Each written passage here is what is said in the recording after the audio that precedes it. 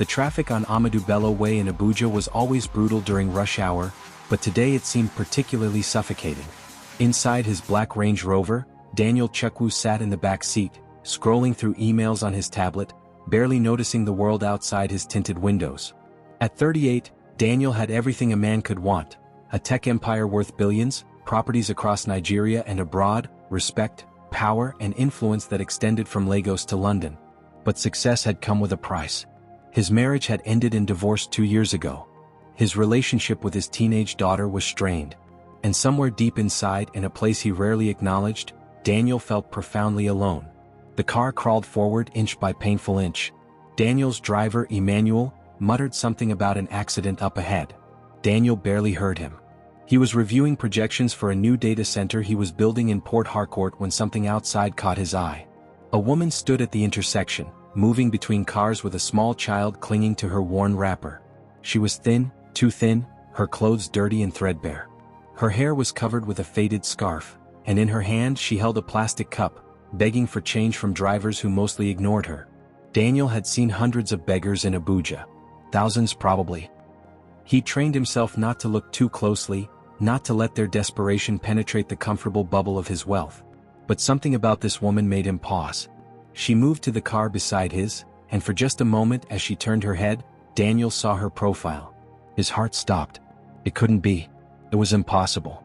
But even after 15 years, even through the dirt and the obvious suffering, Daniel would recognize that face anywhere.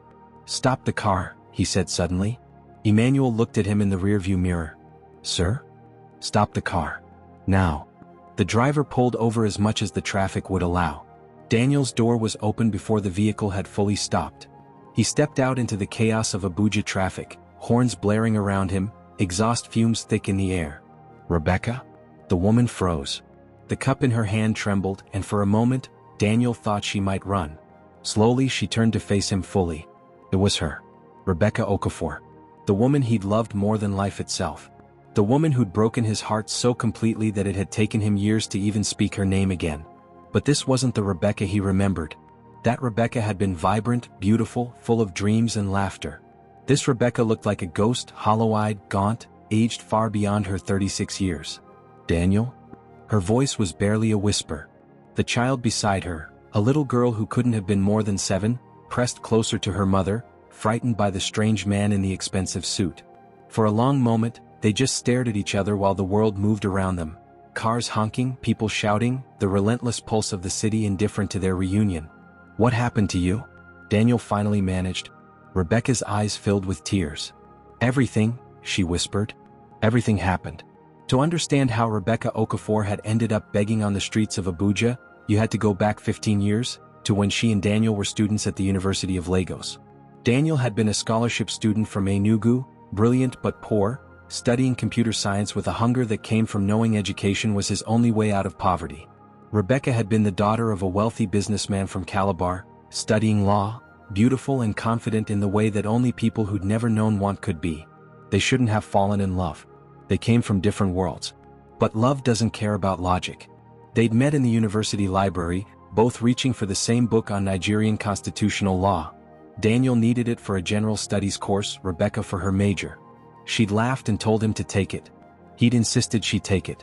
They'd ended up sharing it, which meant study sessions together, which meant late-night conversations, which meant falling impossibly, irrevocably in love. For 3 years they were inseparable.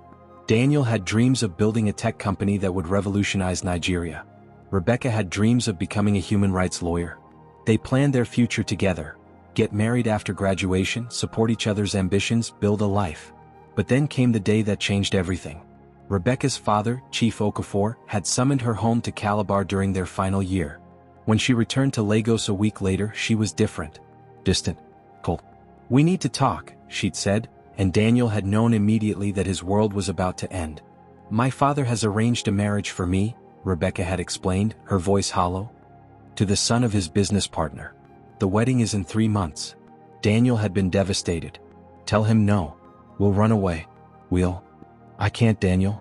My family, they need this alliance. The business is in trouble. This marriage will save everything. What about us? What about what we need?" Rebecca had looked at him with tears streaming down her face. "We're young. We'll get over it. We'll meet other people. But Daniel had known she didn't believe that any more than he did. So that's it?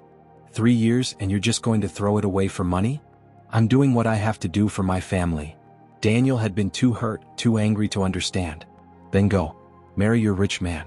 I hope his money keeps you warm at night. He'd walked away and hadn't looked back. Not even when he heard her calling his name. Not even when he felt his heart breaking with every step. That had been the last time Daniel Chekwu had spoken to Rebecca Okafor. Until today. Daniel stood on the side of Amadou Bello Way, traffic chaos swirling around him, staring at the ghost of the woman he'd once loved. Get in the car, he said finally. Rebecca shook her head. Daniel, I can't. I'm not asking. Get in the car. You and your daughter. We need to talk. Something in his voice, authority maybe, or the echo of the boy who'd once loved her, made Rebecca nod. She picked up the little girl and followed Daniel to his Range Rover. Emmanuel's eyes widened, but he said nothing as Daniel helped them into the back seat.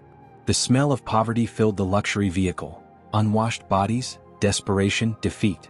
Daniel's jaw tightened, but not from disgust.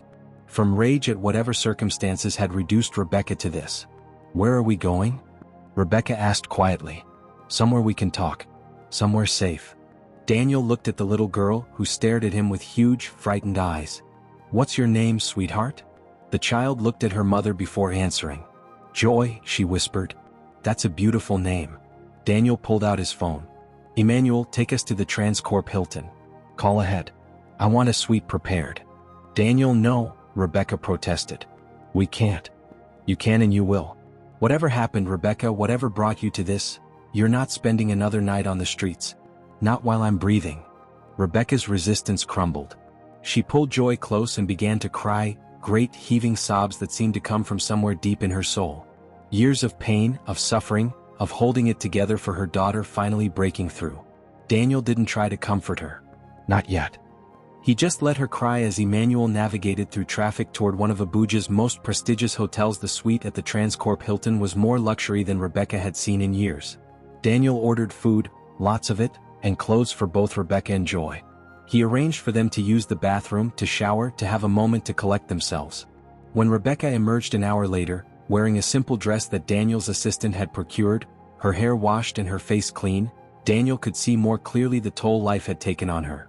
She was still beautiful, but it was a haunted beauty, marked by suffering.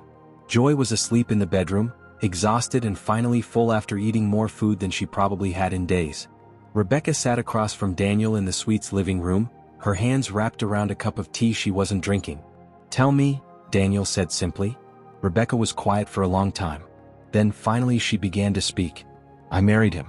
Stephen Okoro. The man my father chose. The wedding was everything my father promised, huge, expensive, lavish.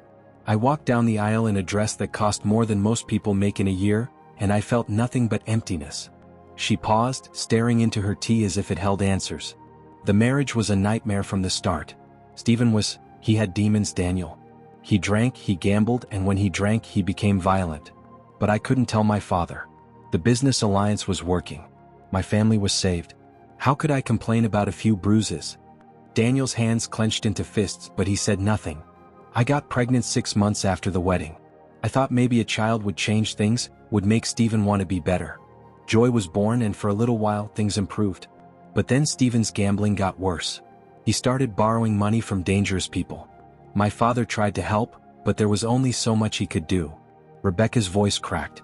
3 years ago Stephen disappeared. Just vanished one night with what was left of our money and my jewelry. We found out later that he owed millions to loan sharks, to criminal organizations. They came looking for him, and when they couldn't find him, they came for me. Rebecca. They destroyed everything, Daniel. My father's business collapsed under the weight of Stephen's debts. My father had a heart attack and died. My mother died 6 months later. People said it was pneumonia, but I think it was a broken heart. My siblings blamed me for everything. They said I'd brought shame on the family. They cut me off completely. She looked up at Daniel, and the pain in her eyes was almost unbearable to witness. I had nothing. No money, no family, no home. I tried to get a job, but without my degree, I never finished law school after I got married. Nobody would hire me. I tried everything, Daniel. Everything. But in Nigeria, when you fall, there's no safety net. You just keep falling until you hit the streets. How long? Daniel's voice was rough. How long have you been homeless? 2 years. Joy and I, we sleep wherever we can. Shelter sometimes, but mostly just wherever is safe enough. I beg during the day and whatever I get goes to feeding her. She's never been to school. She's 7 years old and she can barely read because I've failed her so completely. You haven't failed her. You've kept her alive. Is that enough? Is survival enough?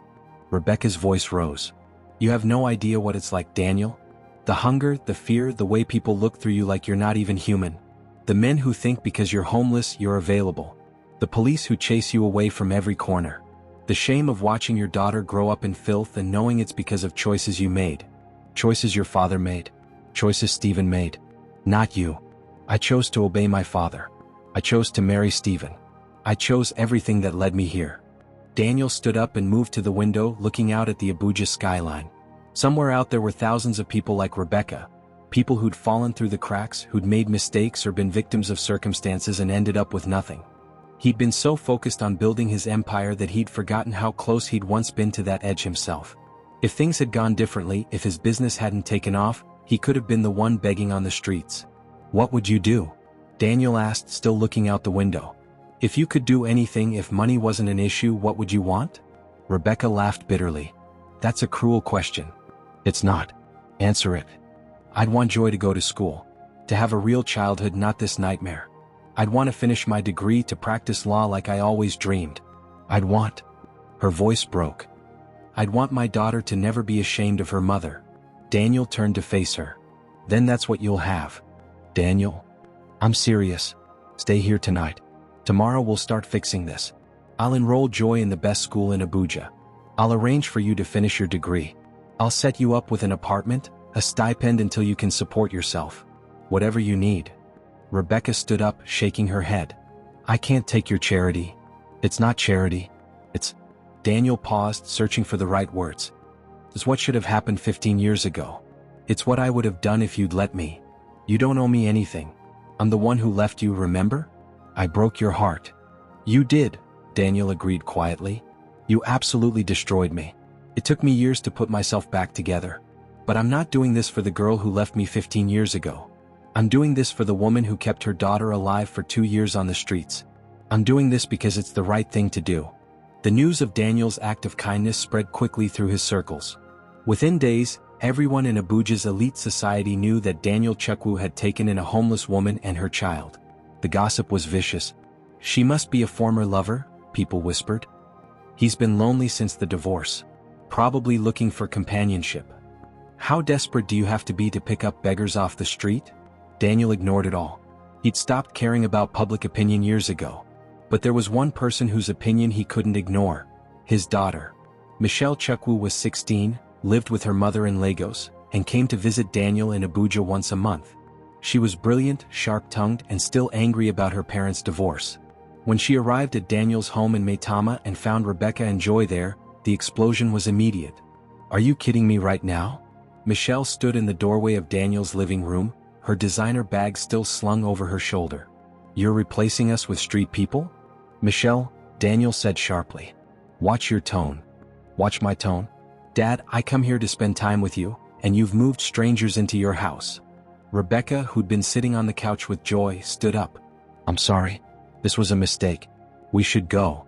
Sit down, Daniel said firmly. Rebecca, this is my daughter, Michelle. Michelle, this is Rebecca and her daughter, Joy.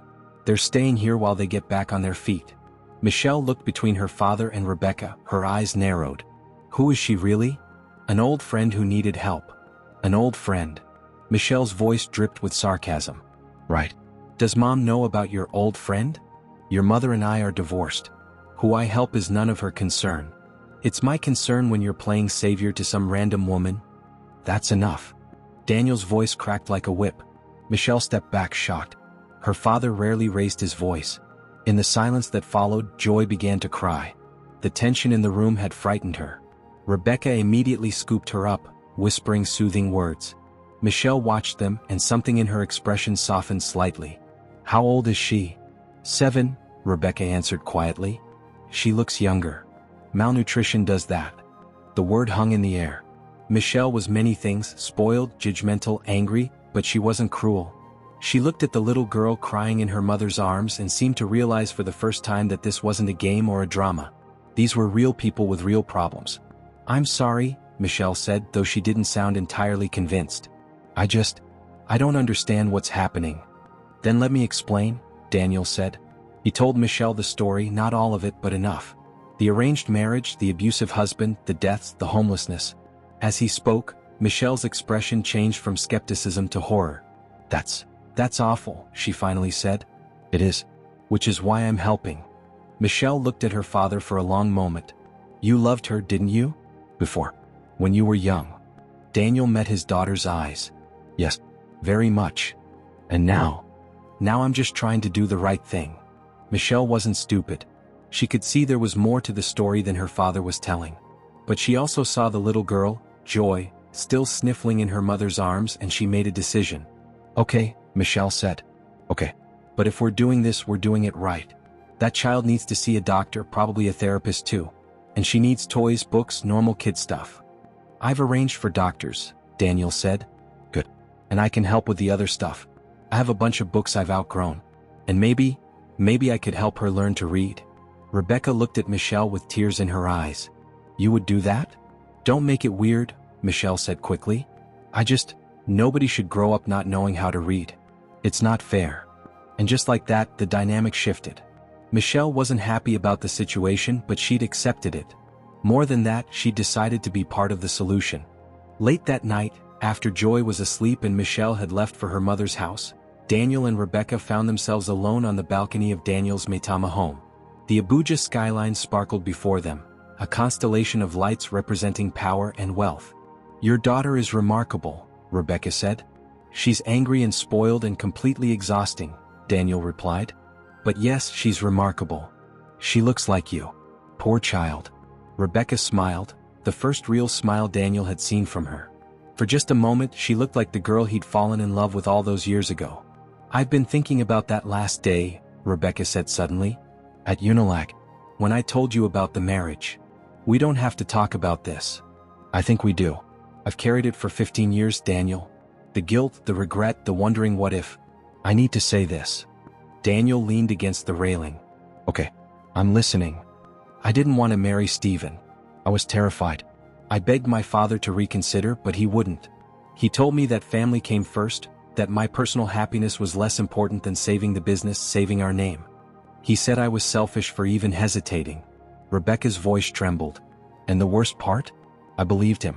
I thought love was selfish, that choosing you over my family made me a bad daughter. So I broke both our hearts and told myself it was noble." "And was it? Noble?" "No. It was cowardice.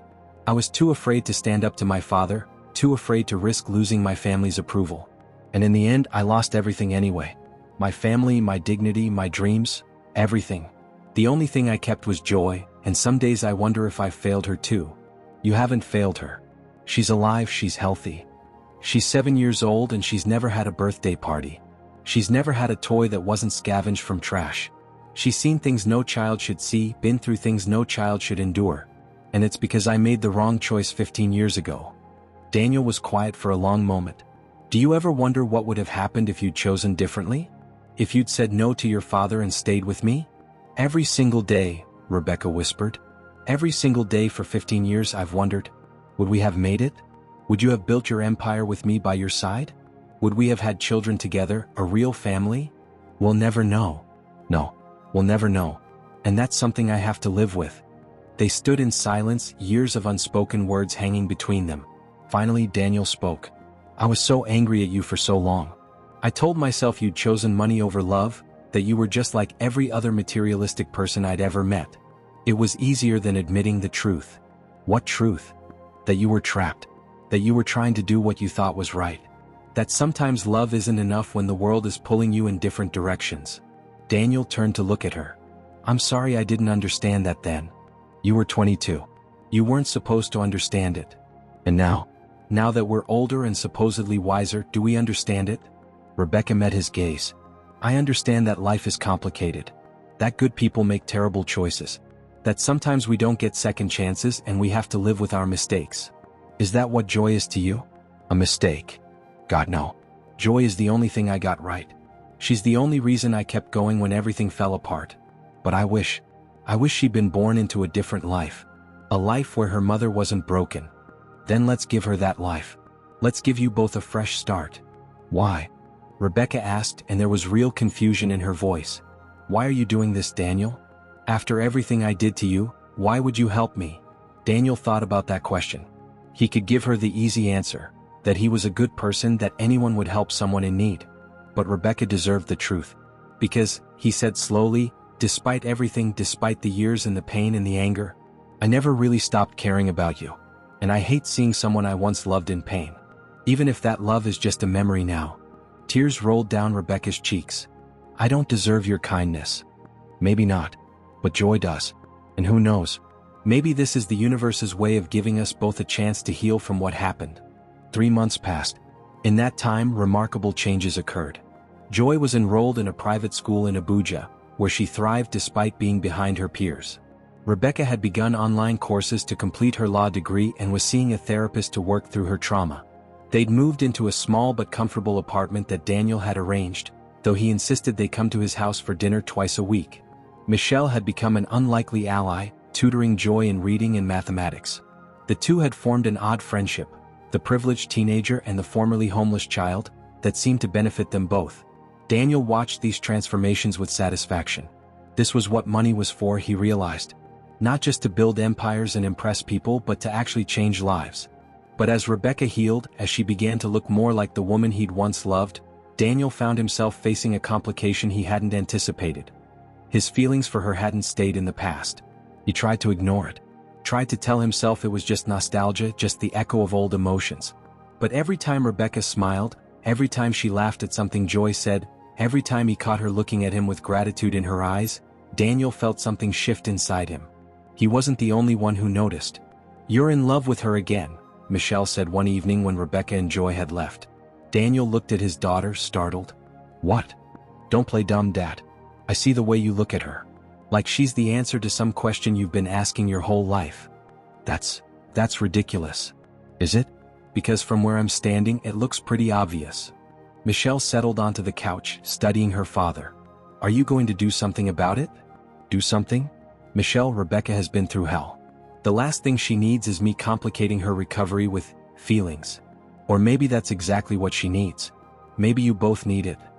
I helped her because it was the right thing to do, not because I wanted something from her." "I know that. But Dad, just because your intentions started out pure doesn't mean they have to stay that way. You're allowed to want something for yourself. You're allowed to be happy." Daniel rubbed his temples. "It's not that simple." "Why not?" "Because she might not feel the same way. Because I don't want her to think I helped her because I expected something in return. Because power dynamics and gratitude and..." "Dad, stop overthinking it. Just talk to her."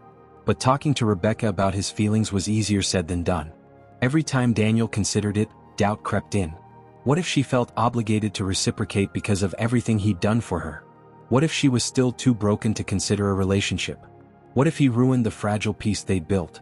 The decision was taken out of his hands 2 weeks later. Rebecca came to Daniel's house on a Thursday evening without Joy. Michelle was in Lagos visiting her mother, so they were alone. Daniel knew something was wrong the moment he saw her face. "We need to talk," Rebecca said, and Daniel's heart sank. He'd heard those words from her before, 15 years ago, and they'd preceded the worst moment of his life. "Okay," he said carefully. "What's going on?" Rebecca paced his living room, clearly agitated. "I got a call today. From a lawyer in Calabar. Apparently Stephen, my husband, he's dead." Daniel felt a strange mix of emotions.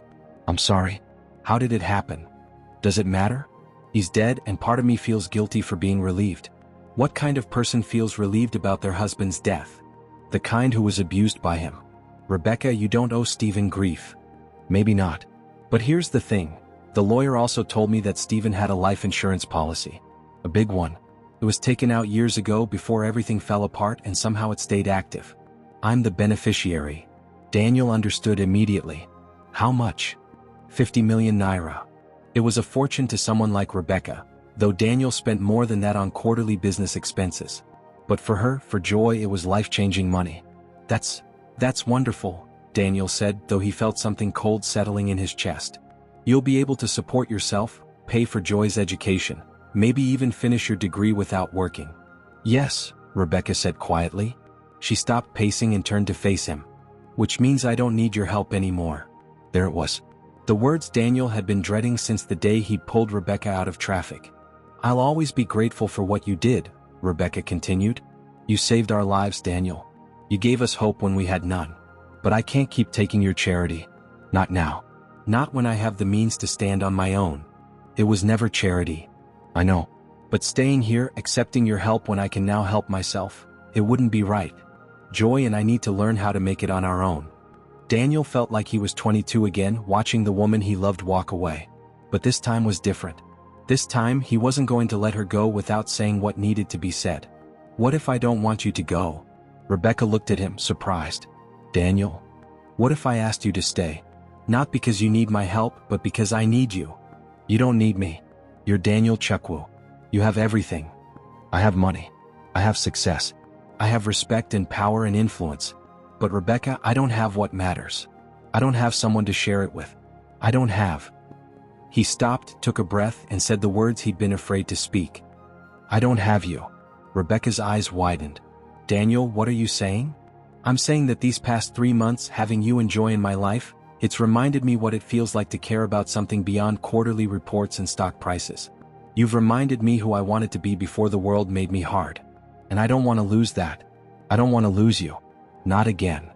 But you helped me out of kindness, not because... I helped you out of kindness at first, yes. But somewhere along the way it became more than that. Somewhere along the way I fell in love with you again. Or maybe I never stopped. I don't know. All I know is that when I imagine you leaving, taking Joy and moving on with your life, I feel the same emptiness I felt 15 years ago. And I'm not young and stupid anymore. I'm not going to let you walk away without fighting for you. Rebecca was crying now, silent tears streaming down her face. You can't love me. I'm broken, Daniel. I'm damaged goods. I have trauma and baggage and I have a failed marriage and a strained relationship with my daughter and enough emotional walls to build a fortress. We're both broken, Rebecca. Maybe that's why we fit. This is crazy. We can't just pick up where we left off 15 years ago. I'm not asking to pick up where we left off. I'm asking to start something new. Something real. Not the kids we were at Unilag with their impossible dreams, but the people we are now, scarred, wiser, maybe a little broken, but still capable of love. Rebecca shook her head, but she was smiling through her tears. You're insane. Probably. Is that a yes? I don't know what it is. I don't know if I'm capable of being in a healthy relationship. I don't know if I can trust anyone after Stephen. I don't know. Daniel closed the distance between them and took her hands. Then let's figure it out together. No pressure, no expectations. Just, let's try. Give us a chance to see if what we had all those years ago is still there. Rebecca looked up at him, and in her eyes, Daniel saw fear and hope and longing all mixed together. What if I disappoint you? What if you don't? And then, after 15 years of regret and pain and wondering what if, Rebecca Okafor kissed Daniel Chukwu. It wasn't like the kisses they'd shared as students, urgent and passionate and full of youthful certainty. This kiss was slower, gentler, filled with the knowledge of everything they'd lost and the fragile hope of what they might find. When they finally pulled apart, Rebecca was still crying. Is this real? She whispered. Or am I going to wake up on the streets and find out this was all a dream? It's real, Daniel promised. I'm real. This is real. And I'm not going anywhere. The relationship between Daniel and Rebecca didn't follow a fairy tale trajectory. Real life, they both knew, was messier than that. Rebecca insisted on moving into her own apartment with the insurance money, needing to prove to herself that she could be independent. Daniel respected that even though part of him wanted to keep her close. They dated, actually dated like normal people. Dinner at restaurants in Abuja, walks in Millennium Park, movie nights with Joy and sometimes Michelle. It was strange and wonderful and occasionally awkward, but it was theirs. Michelle's response was complicated. She liked Rebecca well enough and she adored Joy, but the idea of her father seriously dating someone was difficult. Daniel had long conversations with his daughter about moving on, about how loving someone new didn't mean forgetting the past. I just don't want you to get hurt again, Michelle admitted one evening. I might, Daniel said honestly. But the alternative is never letting anyone in, and that's not living. That's just existing. When did you get so wise? About 5 minutes ago. Don't tell anyone. Michelle laughed, and Daniel felt something ease in his chest. His daughter was healing too, finding her way to acceptance. Rebecca, meanwhile, was flourishing. She'd completed her degree and passed the bar exam. She'd started working at a small legal aid clinic in Abuja, helping people who couldn't afford representation. It didn't pay well, but it fulfilled something in her that money never could. "I'm helping people like I used to be," she told Daniel one evening. "People who've fallen through the cracks. People who just need someone to see them as human." "You're remarkable," Daniel said, and he meant it. Joy was thriving too. She'd caught up to her classmates academically and had made friends. She still had nightmares sometimes about their time on the streets, and she hoarded food in her room, a habit her therapist said would take time to break, but she was healing. One evening, 6 months after Daniel had found Rebecca in traffic, they all gathered at his house for dinner. Daniel, Rebecca, Joy, and Michelle. As Daniel watched them interact, watched Michelle help Joy with homework while Rebecca told stories about her legal cases, he felt something he hadn't felt in years: contentment.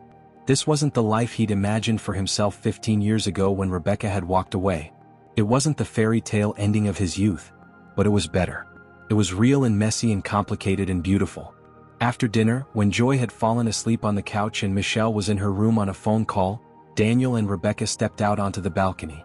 "I have something to tell you," Rebecca said, and Daniel tensed. Those words still made him nervous. Good something or bad something? Good, I think. I hope. Rebecca took a breath. "I've been offered a partnership at the clinic.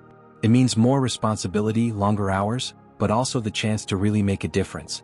I'd be heading up a new division focused on domestic abuse cases." "That's incredible, Rebecca. Why do you look worried?" "Because it's in Lagos, not Abuja." Daniel felt his heart sink. "Oh, I haven't accepted yet. I wanted to talk to you first. Joy is settled here, she has her school, her friends. And we have this." Rebecca gestured between them. "Whatever this is becoming. What do you want to do?" "I don't know. The job is perfect for me. It's everything I've worked toward. But I don't want to lose you again. We just found each other." Daniel thought about it for a long moment. He thought about the boy he'd been at 22, who'd let Rebecca walk away because he was too hurt and proud to fight for her. He thought about the man he'd become, wealthy and successful but lonely. And he thought about the man he wanted to be. "Take the job," he said finally. "But, take the job, Rebecca. It's what you're meant to do. And we'll figure out the rest. I have offices in Lagos. I can split my time between cities. Michelle lives in Lagos anyway. We'll make it work." "You do that? Upend your life for me?" "I do it for us. For you, for Joy, for the life we're building. 15 years ago, I let my pride and my hurt keep us apart. I'm not making that mistake again. If you're going to Lagos, then I'm coming with you." Rebecca threw her arms around him, and Daniel held her close, breathing in the scent of her hair, feeling the warmth of her body against his. "I love you," she whispered. "I never stopped, even when I tried to. Even when I thought I'd never see you again. I loved you." "I love you too," Daniel said. "I always have." 1 year after Daniel had found Rebecca in Abuja traffic, they stood together in a courtroom in Lagos. Not as lawyers, though Rebecca was now a respected legal aid attorney. And not as defendants, though they'd both been defendants in the court of public opinion when news of their relationship spread. They stood as guardians, watching as a judge signed the papers that made Daniel the legal guardian of Joy Okoro. Rebecca had wanted to change Joy's last name from Okoro to her maiden name, Okafor, but Joy had surprised them both. "Can I be Joy Chukwu?" she'd asked. "Like Mr. Daniel?" The question had made Daniel cry, something he seemed to be doing more often these days. He wasn't Joy's biological father, and he never would be. But he loved her like she was his own, and the fact that she wanted his name felt like a gift he didn't deserve. The judge smiled as she handed over the documents. "Congratulations. It's not every day I see a case with such a happy ending." As they left the courthouse, Joy between them holding both their hands, Michelle walking ahead and talking on her phone, Daniel reflected on how strange life was. A year ago he'd been sitting in traffic, disconnected from the world, focused only on his next deal, his next acquisition. Now he had a family, cobbled together from broken pieces maybe, but a family nonetheless. "What are you thinking?" Rebecca asked. "I'm thinking that I spent years being angry at you for leaving. But if you hadn't married Stephen, if things had gone differently, we wouldn't have Joy. And I can't imagine a world without her in it." Rebecca squeezed his hand. "Everything we went through, all the pain, all the suffering, it led us here. I don't know if that makes it worth it, but it makes it mean something." "Are you happy?" Daniel asked. Rebecca looked at him, then at Joy, then at Michelle, who turned back to wait for them with an impatient but affectionate expression. "Yes," she said simply. "For the first time in 15 years, I'm actually happy." That evening, they celebrated at Daniel's home in Ikoyi, the house he'd bought specifically so they'd have room for everyone. Over dinner, Joy announced that she'd written a story for school about a princess who lost everything but found it again. "Can I read it?" she asked shyly. "Of course, sweetheart," Rebecca said. Joy stood up, her paper clutched in both hands, and began to read. The story was simple, the way children's stories are, but it was also profound. It was about loss and love, about kindness from strangers, about families that weren't born but built. When she finished, there wasn't a dry eye in the room. "That was beautiful, Joy," Daniel said, his voice rough. "It's a true story," Joy said matter-of-factly. "It's about us." Michelle reached over and ruffled Joy's hair affectionately. "You're going to be a writer someday, Mini-Me? Or a lawyer like Mommy? Or both? You can be both." After Joy went to bed and Michelle retired to her room, Daniel and Rebecca found themselves alone on the balcony, a recurring theme in their relationship, these quiet moments above the city. "I've been thinking," Daniel said. "That sounds dangerous." He smiled. "I want to expand the foundation we started, the one that helps homeless families. I want to do more, reach more people. Make sure that what happened to you and Joy doesn't happen to others." "That's a wonderful idea. I want you to run it. You understand what these people are going through in a way I never could. You know what they need, what kind of help actually makes a difference." Rebecca looked at him, surprised. "Daniel, I have my job at the clinic. So we'll build the foundation around your schedule. Or you'll cut back at the clinic. Or we'll hire help." "Rebecca, I don't care how we do it, but I know this. You and I together, we can change lives. We can make sure other families don't end up on the streets. We can make sure other Joys get to be children instead of survivors. You really want to do this?" "I want to do everything with you. Build businesses, build foundations, build a life. I want to wake up next to you for the next 50 years and figure out how to make the world a little bit better. Is that too much to ask?" Rebecca laughed, that beautiful sound that Daniel had fallen in love with at 19 and had fallen in love with again at 38. "No," she said. "It's exactly the right amount to ask." She paused, then added quietly, "Will you marry me?" Daniel's eyes widened. "What? I asked you first 15 years ago." "Well, I said goodbye 15 years ago, which is sort of the opposite. So now I'm asking, Daniel Chukwu, will you marry me? Will you build this crazy, complicated, beautiful life with me?" Daniel pulled her close, holding her like he'd wanted to hold her every day for the past 15 years. "Yes," he whispered. "God, yes. 1,000 times yes." They kissed as the Lagos night wrapped around them, the city lights below like fallen stars. Somewhere in the house, Joy slept peacefully, finally safe. Somewhere in her room, Michelle texted her mother the good news. And somewhere in heaven, perhaps, parents and grandparents and everyone who'd loved them looked down and smiled. Because this was a love story, but not the simple kind. This was a love story written in pain and redemption, in second chances and hard-won forgiveness. This was a love story that had taken 15 years and countless tears to write. But it was theirs, and it was real. And in the end, that was all that mattered. 2 years after Daniel had found Rebecca in Abuja traffic, they returned to that same intersection. It was a Saturday afternoon, and traffic was just as terrible as always. But this time they weren't stuck in it. They'd come deliberately with a purpose. A crowd had gathered. News crews were present. And on the corner where Rebecca had once stood begging, there was now a bronze plaque mounted on a stone marker. The plaque read, "Rebecca's Corner, in honor of all those who struggle unseen. May we always remember to look, to see, to care. The Chukwu Foundation." Daniel stood at the podium, addressing the crowd. 2 years ago, I sat in traffic on this spot, too focused on my own world to notice the people around me. But one person made me look. One voice made me see. And my life changed forever. He gestured to Rebecca, who stood beside him with Joy on one side and Michelle on the other. "This foundation isn't just about charity. It's about recognition.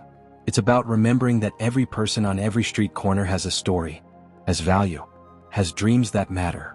The Chukwu Foundation for Homeless Families has helped over 500 families in the past year, Daniel continued. "We've provided housing, education, job training, and legal services. But more than that, we've provided hope.